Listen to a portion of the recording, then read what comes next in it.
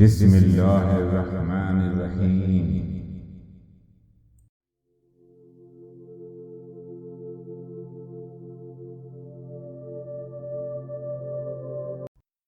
بسم اللہ الرحمن الرحیم۔ السلام علیکم، میں ہوں روحانی عامل۔ دوستوں، آج سے ہم عملیات کے حوالے سے باقاعدہ کلاسز کا آغاز کر رہے ہیں، جس سے نہ صرف آپ کو عملیات کے بارے میں مکمل معلومات حاصل ہوگی اور کسی بھی قسم کے عملیات کو کرنے میں بھرپور مدد حاصل ہوگی۔ لوگوں نے عملیات کو بہت ہی چھوٹی چیز سمجھ لیا ہے۔ اکثر میں کمنٹس پڑھتا ہوں جس میں لوگ ہمیں حمزات کی تسخیر کا عمل شیئر کرنے کو کہتے ہیں۔ بات یہ ہے دوستوں، عمل تو لازمی ہم شیئر کریں گے، لیکن لوگ جب عملیات سے اچھی طرح واقف ہو جائیں گے تو ہی تسخیر عملیات شیئر کرنے کا فائدہ ہوگا، ورنہ عملیات شیئر کرنے کا کوئی فائدہ نہیں ہوگا۔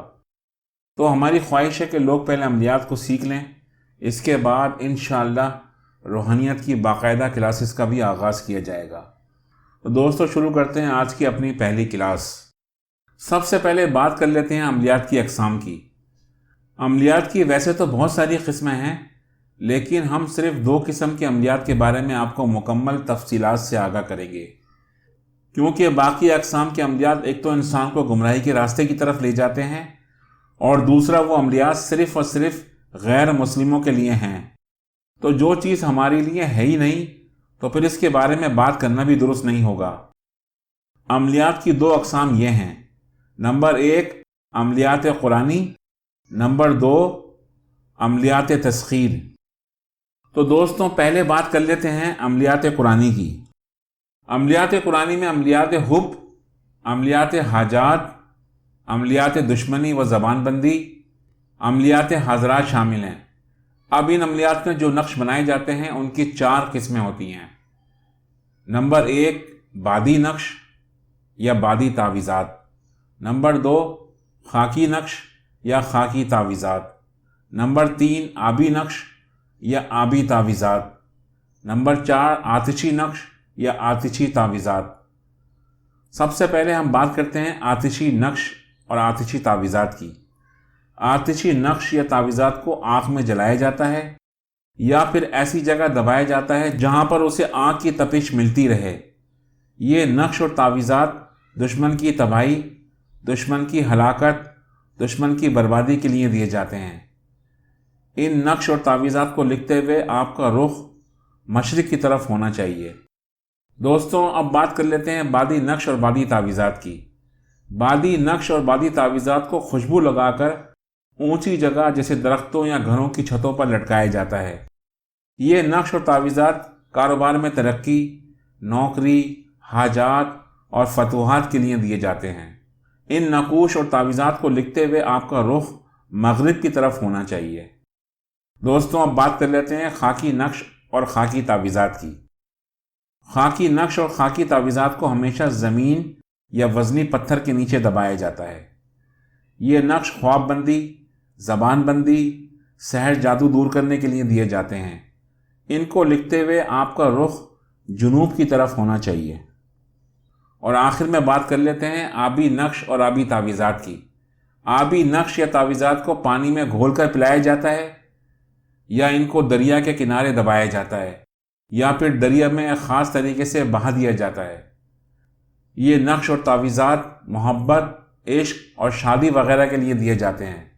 ان نقوش کو لکھتے وقت آپ کا رخ شمال کی طرف ہونا چاہیے۔ دوستوں، اب بات کر لیتے ہیں عملیات میں اصول کی۔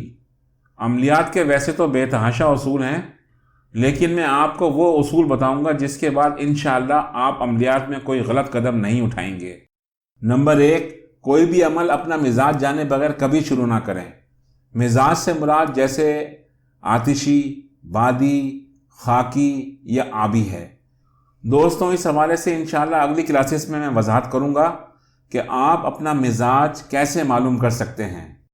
نمبر 2 تسخیر کے عملیات کبھی بھی حصار اور رجال الغیب کے نقشے کے بغیر نہ کریں، ورنہ رجت کے ساتھ جان کا بھی خطرہ ہو سکتا ہے۔ نمبر 3 جب بھی کوئی تسخیر کا عمل کریں اس کے بارے میں مکمل معلومات حاصل کریں، اور بنا کسی استاد کی نگرانی کے کوئی بھی عمل شروع نہ کریں۔ یہاں پر استاد سے مراد ایسا شخص جو آپ کے عمل میں مددگار ثابت ہو۔ لازمی نہیں ہے کہ وہ کوئی عملیات کا ماہر ہو، آپ کسی بھی ہم خیال دوست کو اپنا استاد بنا سکتے ہیں۔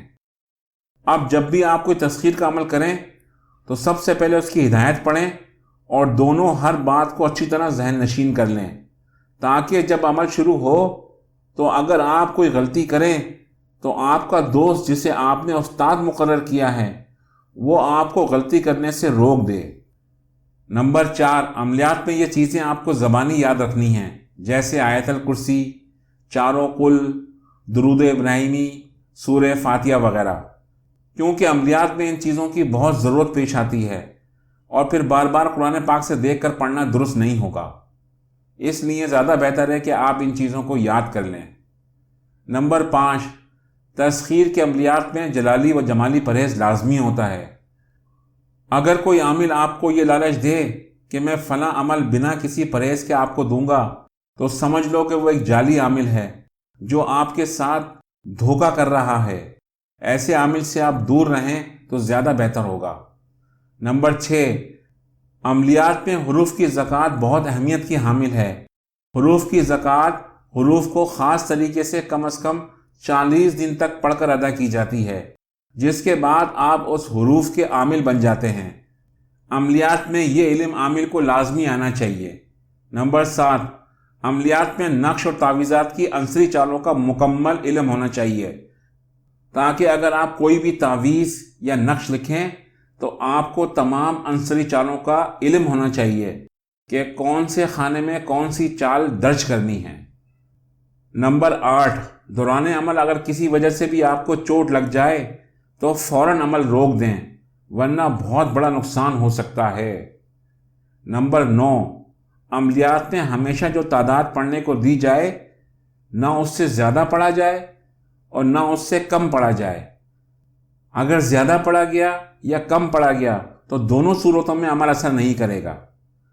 یہ جو تعداد آپ کو عملیات میں پڑھنے کو دی جاتی ہے یہ کوئی اپنی طرف سے نہیں دیتا، یہ عملیات کا مزاج اور عنصری چالوں کی مدد سے نکالی جاتی ہے، جس میں کسی بھی قسم کی تبدیلی عمل کو بے اثر کر دیتی ہے۔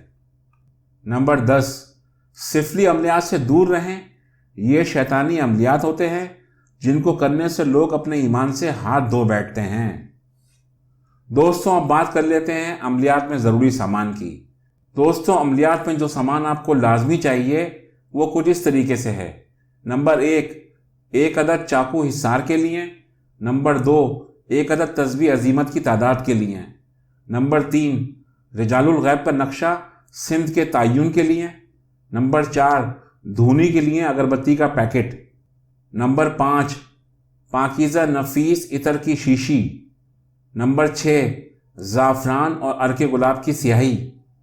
نمبر 7، سفید اور سادہ کاغذ نقش اور تعویذات کے لیے۔ نمبر 8، ایک نوک والی قلم جسے سیاہی میں ڈبو کر نقش لکھا جا سکے۔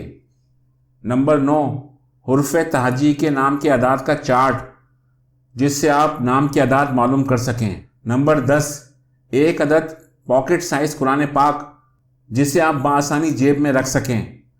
لیکن دوستوں، یاد رہے قرآن پاک کی حرمت کا خیال رکھنا ہے، ورنہ آپ پر اللہ کا قہر نازل ہوگا۔ دوستوں، مجھے امید ہے کہ عملیات کی اس نائب ویڈیو سے آپ نے بہت کچھ سیکھ لیا ہوگا۔ انشاءاللہ اگلی کلاس میں نقش کی عنصری چالوں اور عمل کے مزاج اور عملیات میں استخارے کے بارے میں تفصیل سے بیان کروں گا۔ امید ہے دوستوں آپ کو ویڈیو بہت پسند آئی ہوگی۔ دوستوں، اس دعا کے ساتھ روحانی عامل کو اجازت دیں کہ اللہ ہمارا ایمان سلامت رکھے۔ آمین ثم آمین۔ فی امان اللہ۔ اللہ حافظ۔